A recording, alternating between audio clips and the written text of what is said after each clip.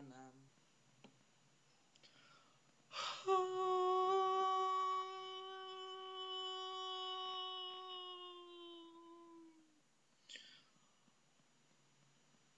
Di padang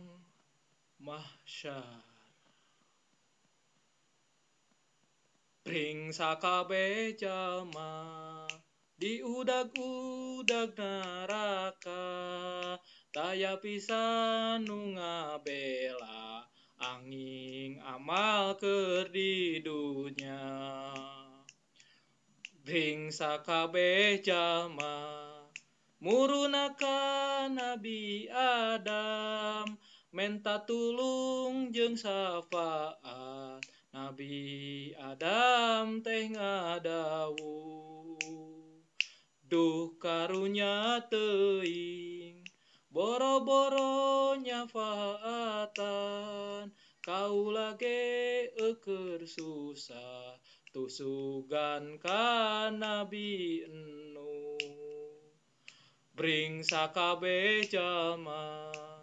murunakan Nabi Nuh menta tulung jeung syafaat Nabi Nuh teh ngadawuh duh karunya teuing boro-boro nyafaatan kaula ge keur susah tusugan ka Nabi Ibrahim pring sakabeh jalma murunakan Nabi Ibrahim menta tulung jeung syafaat Nabi Ibrahim teh ngadawuh duh karunya teuing boro-boro nyafaatan kaula ge keur susah tusugan ka Nabi Musa pring sakabeh jalma murunakan Nabi Musa menta tulung jeung syafaat Nabi Musa teh ngadawuh aduh karunya teuing boro-boro nyafaatan kaula ge keur susah tusugan ka Nabi Isa pring sakabeh jalma murunakan Nabi Isa menta tulung jeung syafaat Nabi Isa teh ngadawuh duh karunya teuing boro-boro nyafaatan kaula ge keur susah tusukan ka Kanjeng Nabi Muhammad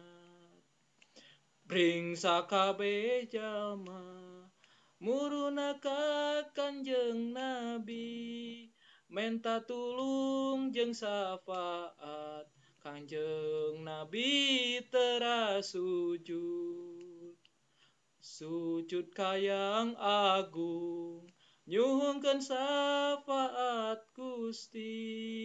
Gusti Allah teh nembalan peku anjeun syafaatan